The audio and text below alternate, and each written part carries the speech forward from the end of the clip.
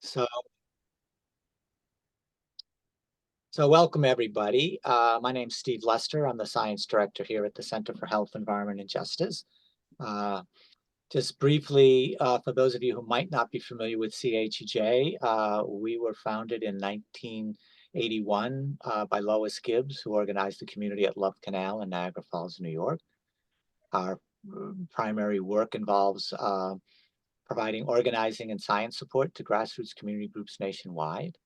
And we are happy today to host this call on strategic planning. It's really an honor and a thrill for me, a special day to have our guest speaker. Our guest speaker today is Lou Zeller. Um, Before I get into who Lou is and introducing Lou, I wanted to also say that our plan for the call here today is Lou, after I introduce Lou, he'll talk for 20 minutes or so. And then we'll open up the line for question and answer. That's our normal procedures. And so you'll have a chance to talk to Lou and ask some questions about some of what he has to say and maybe some of what you're dealing with in your own communities. So Lou Zeller is the former executive director of the Blue Ridge Environmental Defense League. He got involved in this work when he was working as a physician assistant in rural North Carolina, and he discovered a plan to build a radioactive waste dump near his home. So he wanted to do something about that. So he started to learn about organizing and joined the Blue Ridge to Brettle, Blue Ridge Environmental Defense League. And he was there for 35 years. He for about 10 years or so, he was the executive director. And Lou has been all over the state, not just of North Carolina, but their whole region there, South Carolina, Atlanta, Virginia, Georgia. And so I guess he's logged, the word I've heard is over 30,000 miles in his truck, in his pickup, all around the state. And he's dealt with all kinds of environmental health issues of all kinds, including proposed hazardous waste incinerator, plutonium fuel factory, 2 radioactive waste dumps, 3 nuclear power plants, and dozens of landfills, asphalt plants, and biomass facilities. So it is with great pleasure and honor that I welcome Lou Zeller, and really very happy that you're able to join us today, Lou. Welcome, everyone.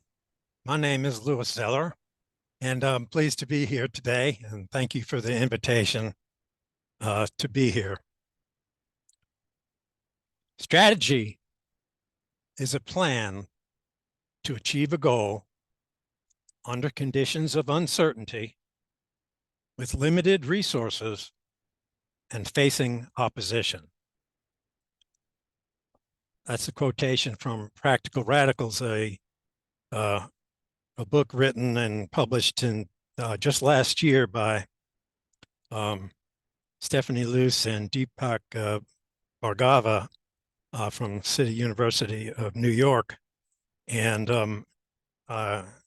it was interesting in preparing for this presentation, which I've done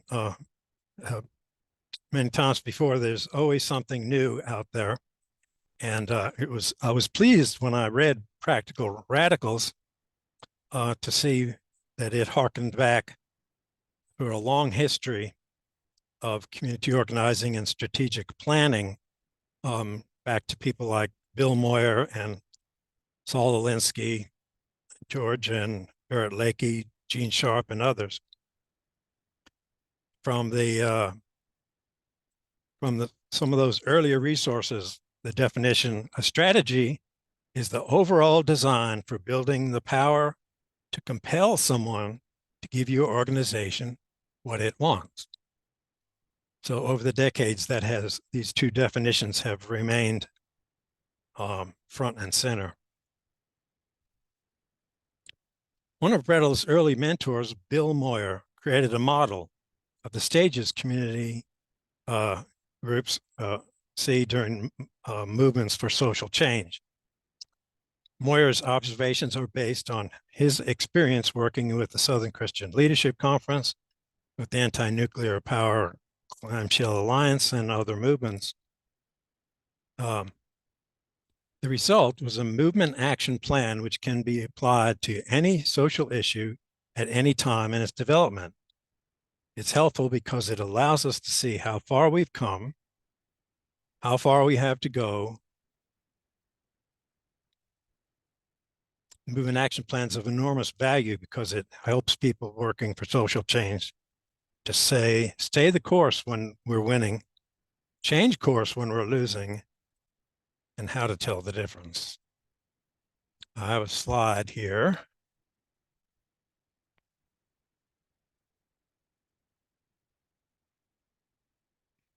Which is Bill Moyer's movement action plan. Now, people oftentimes mix up Bill Moyer with the newscaster. Bill Moyer was an activist, and the Moyer is not Moyers like Bill Moyers of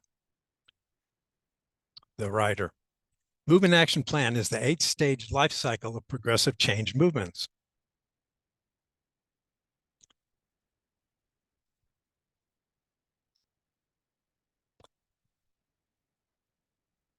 Bill Moyer said that the foundation of strategic planning is common sense.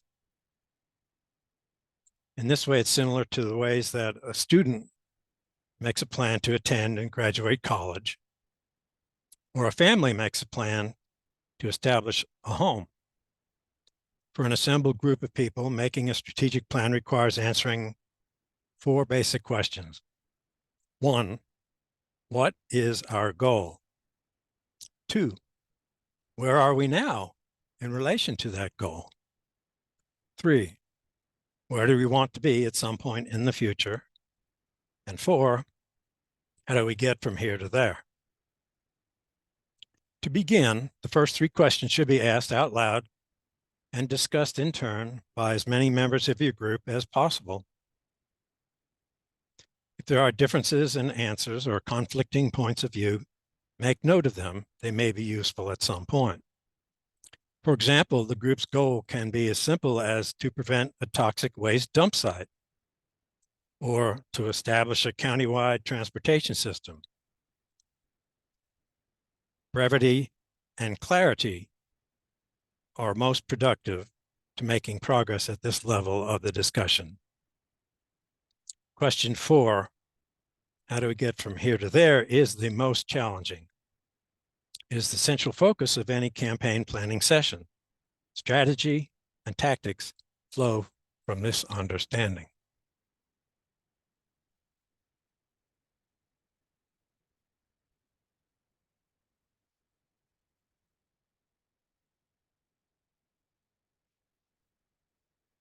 Pardon while I'm with my slides here.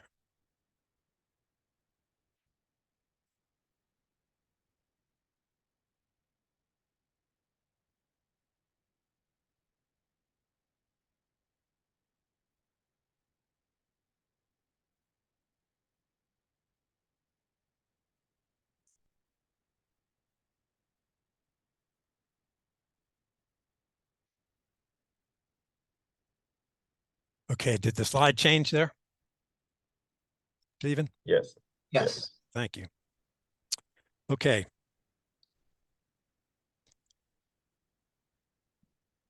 Question 4, how do we get from here, where we are, to there? Again, Bill Moyer says, when we talk about thinking strategically, we mean figuring out what steps will lead to our goal and in what order to pursue them. What we are talking about is a progression of steps, each one built on the one before or made possible by the previous step. Moyer says that planning is not always strategic. Often it is incremental, as you can see in the slide here, the red arrow pointing towards the strategic planning paradigm and the incremental planning paradigm that Moyer addresses. Kind of planning, incremental planning, is characterized not by a progression of steps that build towards something, but by somewhat random series of steps, the order of which is interchangeable. They don't intentionally build towards anything. As you can see in the orange slide here, the orange arrow on this slide has projects, one done after the other. And in the incremental planning method, you begin with now and then arrive at some point in the future as later with little or nothing to show. This is commonly seen with groups working for social change or local improvements, but not achieving anything. This is where burnout happens. This is where dissension happens and conflicts arise, because people are working hard. Good people are working hard, doing good things, but they're not strategic. They're not building anything. It's reactive instead of being active. Sequence of action does not lead anywhere. Lacking a clear goal, groups work hard without progress. Strategic planning under Moyer's system is holding events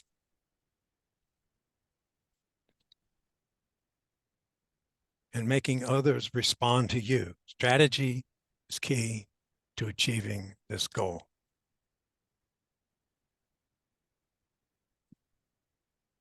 Thinking strategically means developing specific steps. The steps are not just ideas. They are concrete tactics, direct actions done in public, which members of the group can and will do. In both of these diagrams. For example, people may do rallies or pickets or press conferences. Door-to-door canvassing is another tactic. Paid advertising, public forums, public demonstrations, and others. There's 198 of them in Gene Sharp's study, his books about tactics, finding tactics from the most mild to the most radical. So what are the strategic planning steps? There are 5.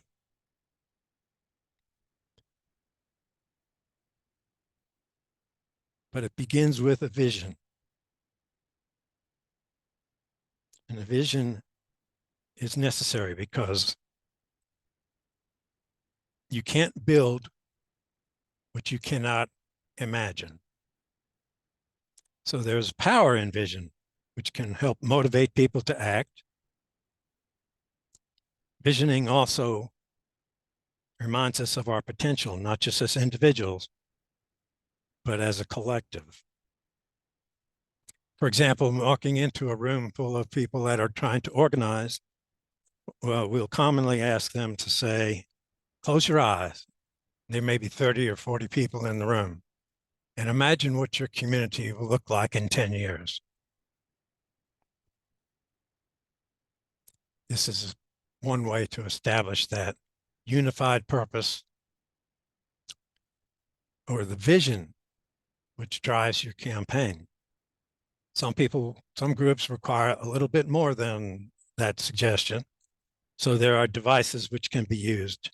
For example, one of my favorites was the poker chip gambit.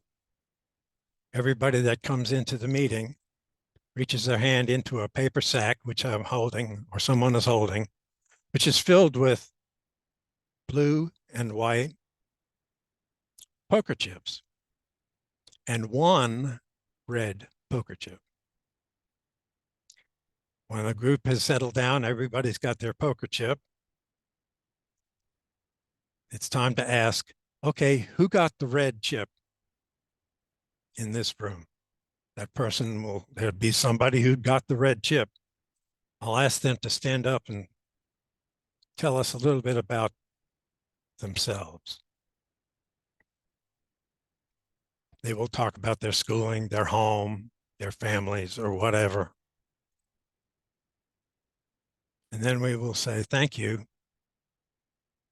You are the 1 in a million which will die under the Environmental Protection Agency or Nuclear Regulatory Commission or the Department of Environmental Quality, whatever agency is calculating the risk assessment and permitting and rulemakings and whatnot. So that person becomes not an abstract thing. 1 in a million is an abstract thing. It's an actual person that 1 in a million means. And this is a way to instill the process of visioning what is right and what is wrong and what people want to have happen in their community.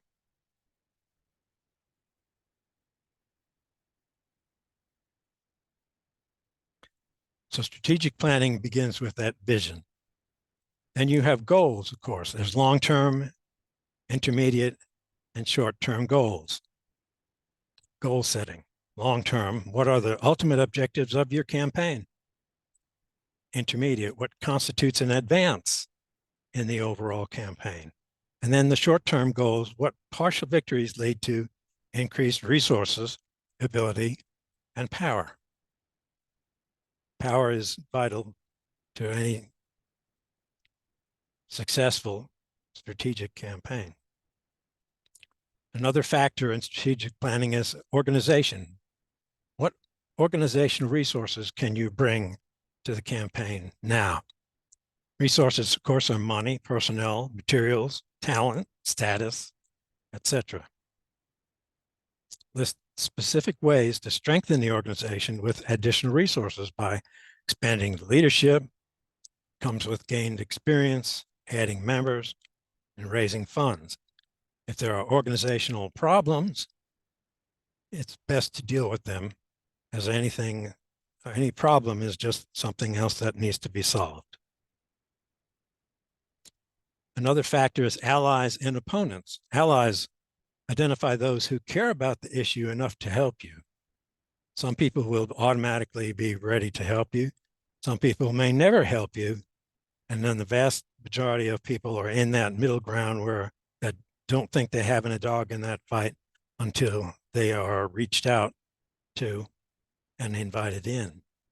So ask yourself, who's directly affected? What do they have to gain or lose? What power do they have? And how are they organized? And of course, why would they help us? Of your opponents, ask, who are they? What will victory cost them? What will they do to oppose you? And how strong are they? Targets is another factor. Ask, who has the power to give you what you want? Who has the power to give you what you want is your target. You may have more than one target. What power can you bring to overcome them? A secondary target is a person who has some power over your primary target. So it's time to assess what power do you have over them, the secondary target, to get to the first target. A target's always a person, never a faceless institution, corporation, or legislative body. A good target would be a decision maker. Elected officials who are answerable to their constituents make good targets. Targeting a specific person narrows the focus of the campaign and makes it believable, putting a face on it.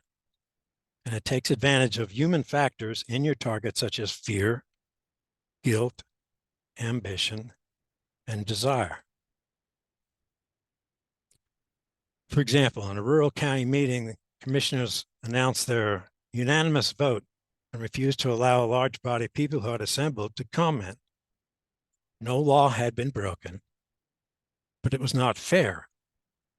And to all observers, it looked unreasonable. So residents upped the ante and made a target of the chairman, who was labeled unfair. in their appeals to residents in the community, this rude rejection was transformed into a gift.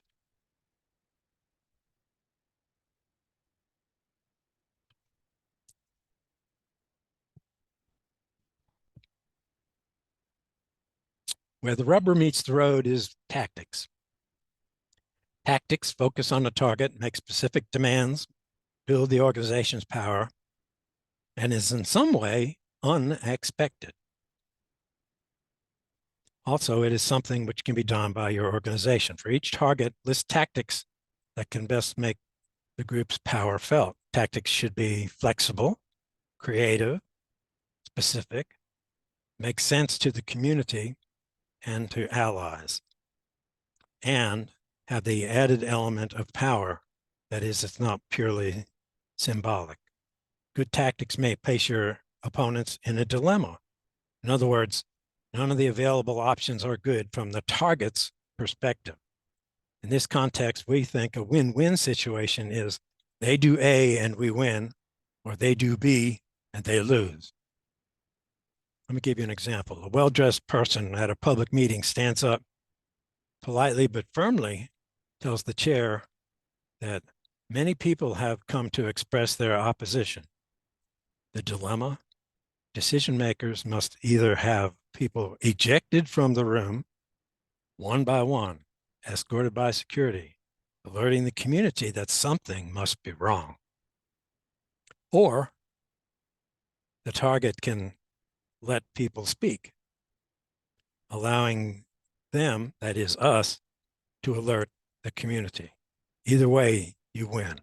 To build power, tactics must have a cost to the target to alter the balance of power in your favor. It's important to maintain the element of surprise. When you have developed a workable first draft of your tactic and strategy, make two lists side by side. A list of actions you plan to take, and the other list of steps your opponent expects you to take. If the two lists are more or less the same, with the same items, it's time to go back to your strategic plan and add some tactics which your opponent will not expect. Be creative, because your opposition can because if your opposition can anticipate your every step, they will be able to counter them or blunt their impact. A critical element of winning campaign is the element of surprise. For a grassroots group, being unpredictable is a valuable asset because it keeps your opponent off balance, guessing what on earth is going to happen next. Campaigns for social change can take 5, 10, 15 years or more to achieve success. For example, Brettel's Southern Anti-Plutonium campaign lasted 2 full decades, but the United States Department of Energy's multi-billion-dollar project in South Carolina foundered on the shoals of relentless public opposition and the changing tides of history. Another example, the Atlantic Coast Pipeline, designed to transport fracked gas from West Virginia to global markets, was defeated by a broad range of independent groups who relied less on coordination of their actions and more on the strength from the grassroots support for the 5 years needed to humble the gas companies.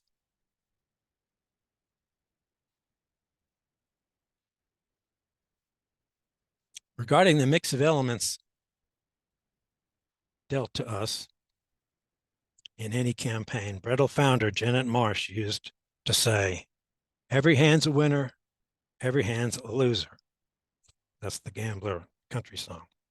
She was right about that because it's true. The margins of victory in a grassroots campaign are often small, just enough to give our side an edge. And rarely, if ever, do our opponents acknowledge this. They play their cards close to the chest. So we must rely on training, experience, our intuition, and reading the cards to determine our progress. Friends, I know of no blueprint which lays out just how to build an organization which will carry the day. But some of the rules for achieving social justice were written on parchment in the 18th century, guaranteeing freedom of speech, free assembly, redress of grievances. And even residents of nations with no such founding documents lay claim to these self-evident principles. Our friends tell us this, and they act on it. So when an issue of world importance arises, like trafficking in plutonium or uranium, a grassroots campaign strategy can become the vehicle for organizing statewide, nationwide, or even planet-wide.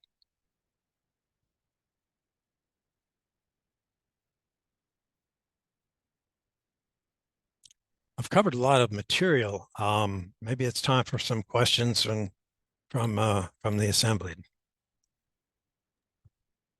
Currently, we don't have any questions in the chat. So if people would like to begin putting questions in the chat or start asking questions directly to Lou. Just one requirement, if you would, or one request. Just identify yourself and your group, if you would, as you ask your question. Danielle, take yourself off mute, please. There you go. Hi, Lou. Great presentation. I just had a quick question. I really liked that you said that you need to identify a target and that target needs to be a person. Sorry, I'm with the Conservation Council of New Brunswick. I'm located on the east coast of Canada in New Brunswick. I am the director of campaigns and engagement for the Conservation Council, and we deal a lot with large global issues such as climate change. How do you pick a target when you're a charity and you need to be nonpartisan? Can you maybe speak to that a little bit? Well, that's a good question. And identifying a target is done independently of party affiliation or party affiliation of any kind, Democrat, Republican, Greens, Independents, and what have you.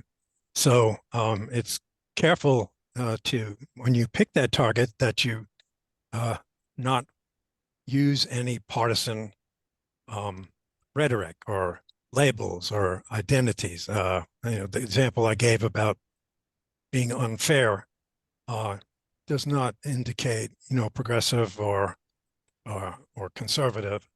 It is simply a label, which in the example I gave is undesirable, but it's not political in any way. So that's the trick, is to find something and to keep your tactics and your statements, public statements especially, clear of any partisan identification.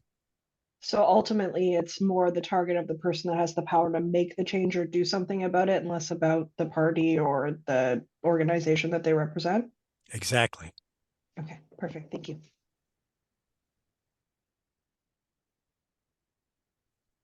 Lisa, I see you have a question. You can go ahead and unmute yourself and ask it.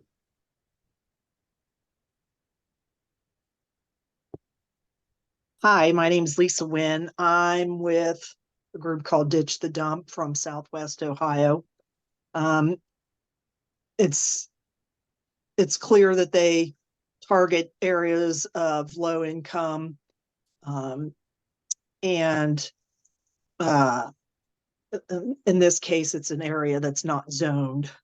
How do you address that when you're trying to get people involved when their focus is on paying their day-to-day bills, rent, food, etc.? Another good question, because it's a common situation. I like the name Ditch the Dump, by the way. I think that's brilliant. There's no middle ground on that one. It's who wants a dump in their community, and it's time to ditch it.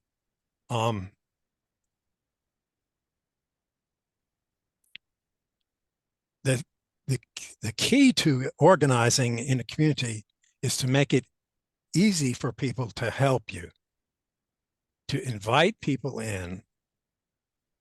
When you have a public meeting, I've seen this happen, when you have a public meeting where there's a dozen or 2 dozen people, and someone will come into the meeting after it started, perhaps, or maybe they'll have children in tow or something like that, and no one goes to greet them. It's an opportunity overlooked. It's to every person.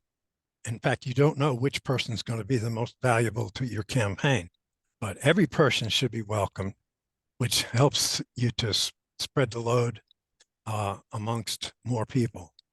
And I did mention earlier about vision. Harnessing the power of your vision helps people to be motivated and to see progress within the organization. That's why strategic planning is so much better than incremental planning, because people will not give up valuable time from their lives and families and whatnot unless they see some progress. And that's up to the organization to show that, remind people of it, and ask people to help. Thank you.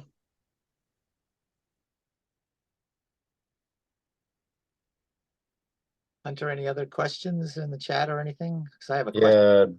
Yeah, Dolly has a question from Dolly from down home, North Carolina. My question is, if we have had a target for a former issue campaign in the past, is it okay to have the same target for a different issue?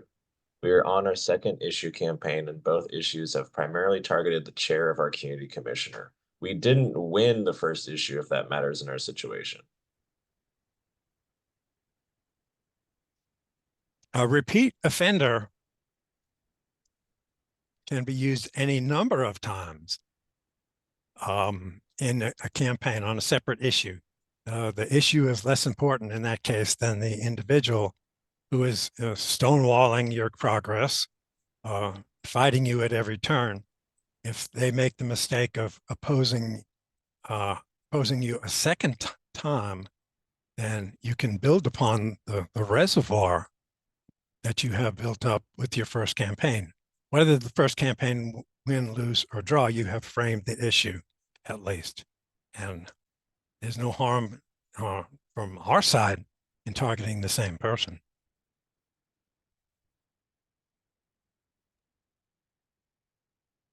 Okay. Ashley, I see your hand is raised.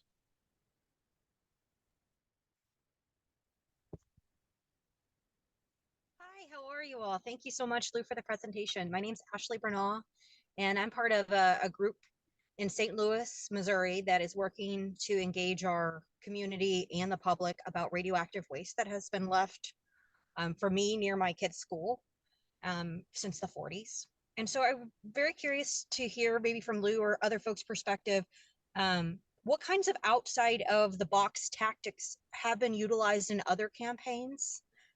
Just to kind of hear, how out of the box and what kinds of tools may be applicable. It doesn't necessarily need to be, specific to radioactive waste or anything, but I think we are looking for tools that are unique and ways that we can go outside of what people expect of us at this point. Thank you so much again.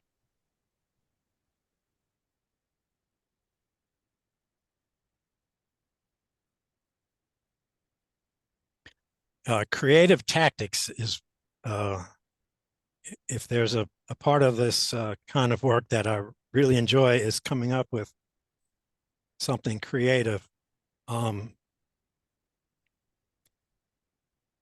Demonstrations and rallies and all are very good. In a campaign for the nuclear dump, to stop a nuclear dump in North Carolina, we worked in all the communities that were targeted for that dump. And at one point we came up, we'd had a large meeting in one of the target communities, and which was well organized, and they had a large turnout. The second meeting was held in an urban area of the state where we had less people power. And so we had to get creative. So we came up with Miss Nuclear, a beauty pageant to characterize the two sites, and naming them after the sites. The Sand Hills of North Carolina, for example, sent their representative Sandy Hill, and we held a mock beauty pageant outside of the hotel where the state's meeting was going on. We gathered a huge amount of press that day with a relatively small number of people who were using their skills at creating something street theater, which would capture the public's attention. That's just one example.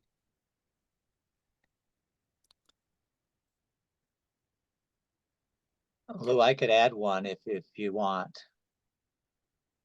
Yes, go ahead. I mean, one interesting tactic that a group used in Illinois was they were trying to get the attention of people who were voting, actually, I believe. And so they set up a talking outhouse, and they set it up out in an area where people were walking past to get to the buildings. And they were talking, and they had a remote set up so that there would be nobody in the outhouse. It was a little shack, maybe 6 feet tall and 3 feet, 4 feet wide, whatever it was. And then they had somebody remotely set up so they could see people come by, and then suddenly they'd pick up a conversation with the person walking by. And it generated a lot of interest because nobody could quite figure this out. This was some time ago, before technology is what it is today. This was probably 30 years ago, but it was a very effective way of reaching people and getting their message out to people, and getting people to get behind them. So I mean, there are hundreds of them out there, and we actually have a lot of them in some of our guidebooks, some of our organizing guidebooks, where we list some of this, which are available on our website. But anyway, let me kick it back to you, Lou. Oh, can I actually share one too? That was from our last training call that Ken went over. If I may, Lou, sorry to interrupt, but we had our last training call last month. Ken Grossinger was presenting on how to use art for organizing. So in Baltimore, there was an artist who was doing graffiti on foreclosing on houses that, or was it properties that were foreclosed but haven't been shut down, and they were dangerous to the environment of the neighborhoods. And so in that graffiti, they had QR codes of the slumlords for those properties. And so people would walk by, do the QR code, and they would see the slumlord. And so it really, really like pissed off those people who own those properties, and they'd remove the graffiti. Then the graffitiers would put it back up even bigger with a bigger QR code and make it in more difficult places so that people couldn't remove it. And I really liked that tactic. It was really annoying, but it was also like really, really cool because anyone with a phone could scan it and see what was happening. So I think that's a good way to distribute information. And it's effective. It was an effective tactic. It worked on several levels. A tactic we have used over and over again is what has been labeled a filibuster. We were working in Dry Ponds, a community called Dry Ponds in North Carolina. It was a target for a commercial solid waste mega dump landfill.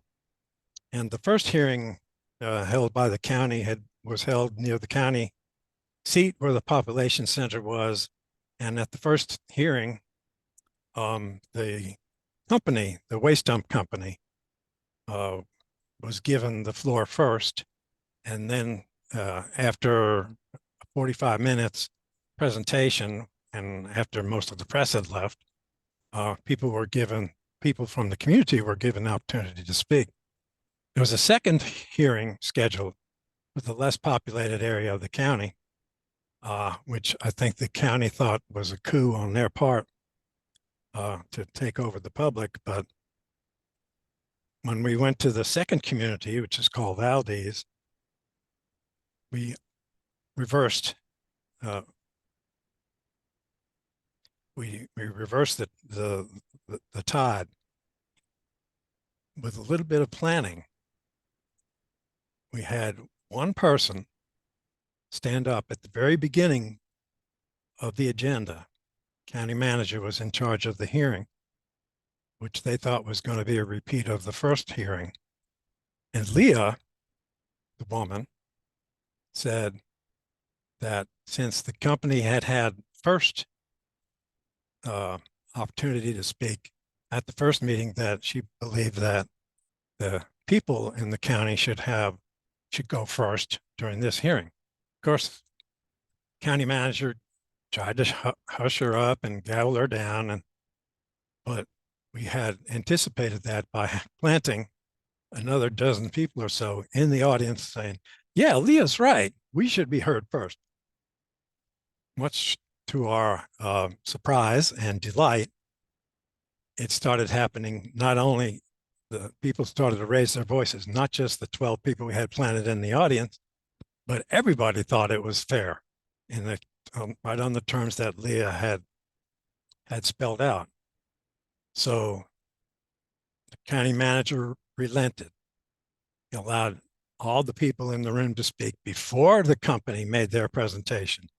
This was noted in the press, and it was a turning point in a hard-fought campaign, and in which won.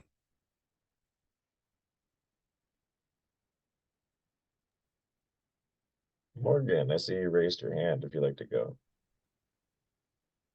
Yeah, also I saw that Sylvia had raised her hand ahead of me. Do you still have something, Sylvia? Not clearly yet, so go ahead, Morgan. Thank you. Okay, yeah, I had a question that's kind of a broad general question because of the way that I think and everything is interconnected, and here, a lot of people are struggling on different environmental issues. And I feel like the way that our society is set up is that there's kind of a divide and conquer, like we're all busy with all these little fights where, there's, fights all over the country that people have energy for or don't. So I wondered what your thoughts would be on having a breadth of demands, more coalition type actions. And my thought is, that a broader set of issues upon which many of us might agree might draw people in more powerfully. I just was curious what you might think about that. Divide and conquer is a common tactic. There must be a book written about that for corporate boardrooms and whatnot. And the divide and conquer strategy, if allowed to work, can destroy a grassroots movement. One of our longest lasting campaigns about a placement of a hazardous waste incinerator was a possible victim of divide and conquer because there were several sites listed around the state which were potentially suitable for that, for this incinerator, which none of us wanted. So we countered it, first of all, with a slogan that said, not here, not there, not anywhere. And the slogan was picked up by one community and then another community and then another community, all three communities. And they were unified in that way. So we made a conscious decision, and the community groups, the so-called the targeted victim communities, made a splash with a unified theme, a unified slogan, and in fact, it was even unified fundraising at one point. So there was an active movement, a very public part of the campaign to keep people together with not only a slogan, but a contrary method of dealing with the material that they were trying to burn in a hazardous waste incinerator from 5 different states. So we took it on directly and didn't allow divide and conquer. In fact, divide and conquer kind of gave us a roadmap as to where we needed to go. That's in another campaign. But if there are more than one site, you can take advantage of that. Pipelines fights went that way when Atlantic Coast Pipeline threatened Virginia and North Carolina and other pipelines. The pipeline pointed like flashing arrow signs where we needed to organize. So like beads on a string, or we went to all those communities, one community at a time, and do this basic organizing, and then have a unified effort made by the communities who would have had that pipeline. And of course, everyone on this call probably knows Atlantic Coast Pipeline went down in flames. Thank you. Stephen, I think Anton has a question for you. So he asked, is CHEJ planning on offering a write-up or toolkit based on this talk? I believe we already have a guideline on strategic planning, correct? Well, what we will be doing for sure is making the recording available to everybody who registered for the call. Lou will make his slides, the 2 slides available. I mean, we do have several guidebooks on organizing, community organizing, that include chapters and sections on strategic planning that include not the exact approach that Lou took, but many of the same concepts and ideas. So those are available on our website for free. And I don't know, Lou, if you want to add anything to that. We do have some materials which we could share with anybody, either post it to our website or just give us a call. Mm-hmm. Mm-hmm. Right. Yeah. Okay, Sylvia, your turn. Thank you. Pam and Morgan and I are all from Vermont. And Frankie, excuse me, we're working on combined campaigns of anti-PFAS and anti-pesticides issues. And sometimes I think whether if we need to target an agency or which agency or a person, there's a couple of agencies that are causing problems in a couple of those areas, and they're linked. So we're struggling to find an effective roadmap. The question comes to my mind: do we target a person at the ag agency because they promote pesticides? Do we target somebody at the Agency of Natural Resources that supports the one trash hauler in the state that brings PFAS around to different, to a dump and then distributes the waste to different wastewater treatment systems? So we've got the combination of PFAS and pesticides, and now we know that there are PFAS in pesticides. So we're struggling for a focus, a strategy. And I'm just wondering if anybody else has input on that struggle. Targeting a person within a county or state government would be possible, I believe, and particularly if you break the problem into its various component parts. and get a victory at some point? What's the low-hanging fruit? What would be the easiest part of that campaign, part of that problem? Would it be to fight? Pesticides. Everyone knows about pesticides, from DDT going back to Rachel Carson.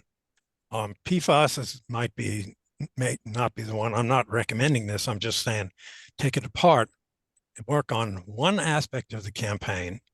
Your community group, your community neighbors alliance or whatever, would, by chalking up a victory or progress in one area, will then be able to expand its reach to say, a year ago, we started working on this. Here's what we found out. It's even worse, and here it is. You'll be building at that point from a position of increasing your political power, increasing your strength in order to fight additional battles. So pick the low-hanging fruit, get a victory, and then assess your situation. Thank you.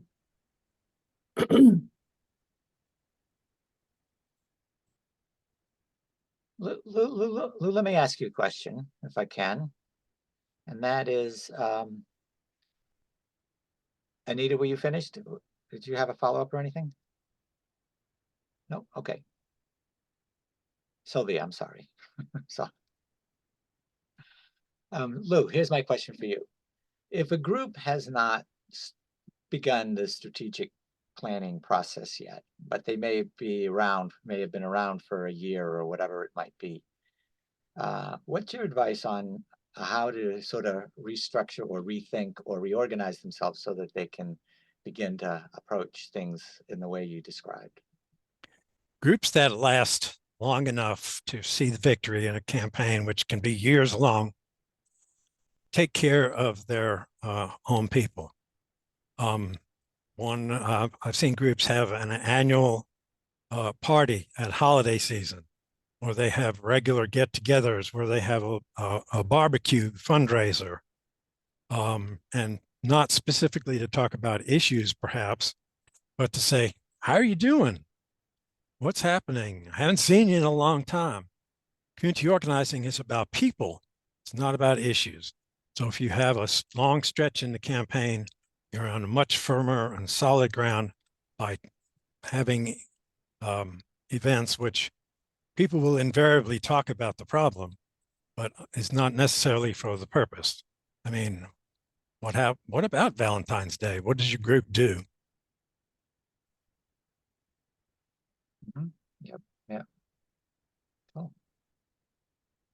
Well, I have the movement action plan and slide, which I showed. If anybody would like to hear a little bit more about that, I could add little details perhaps.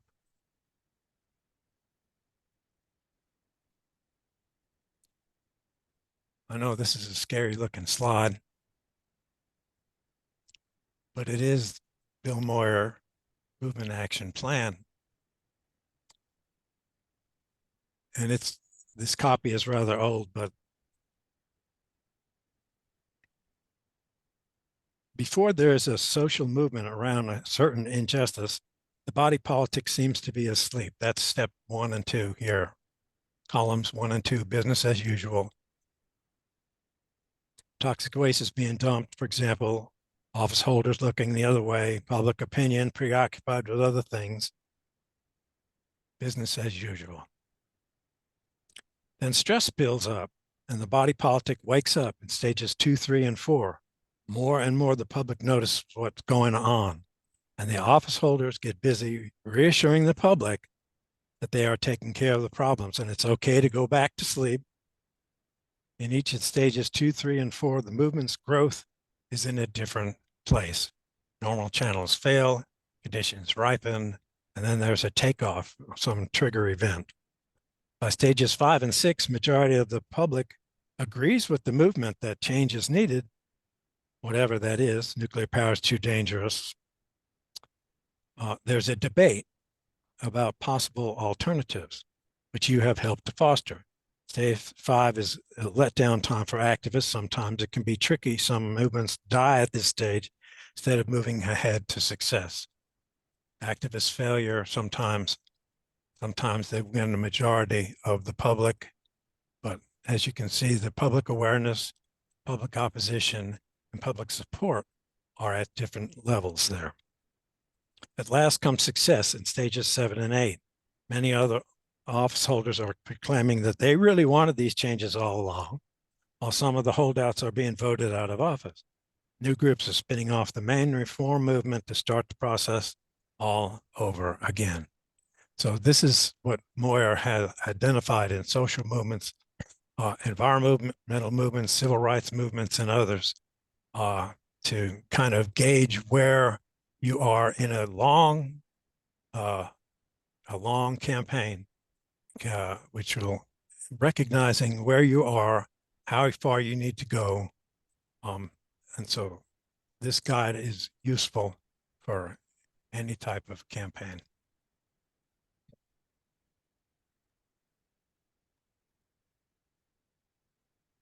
I Well, think we that have, wraps everything up. yeah, we're very close to the end. Lisa has her hand up again, so let's give Lisa, we have a minute. So Lisa, if you could be quick, that'd be great. That's all right. I can address it another time, but thank you. You're welcome. All right, well, I just want to highlight one thing that Lou said, which I think is really important. I mean, strategic planning is the key to the success of so many groups. And Lou laid out this little 4-step process of, you know, what is your goal? Where are we in the process? Where do we want to be? And how do we get there? And, you know, Teresa Mills, who was with us for so many years, was such a champion of strategic planning. And she would always ask her groups, you know, like those 4 questions or one section of those questions and focus on it. And she would say all the time, you know, like, you know, you gotta know where you're going before you can develop a plan on how to get there. So you gotta set your goals. So Lou, thank you for a great presentation and for a lot of thought-provoking ideas and thinking. It's really great to have you be a part of our series, our training series. We thank you so much. We will send out a copy of the recording to everybody who participated and registered for the call. We'll include Lou's slides as well.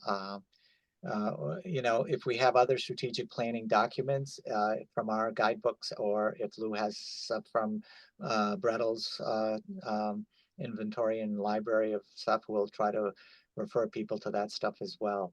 So we will thank you all for coming. We are planning another, our monthly series will continue in April with a session on landfills and strategic planning and strategies around dealing with landfills. Not so much strategic planning, but more strategies. So thank you all for coming. Thank you, Lou, again for being part of our call today. And we look forward to seeing you folks again in the future. Thank you very much for coming. Thank you, everybody. Go get them. You can win. Thank you.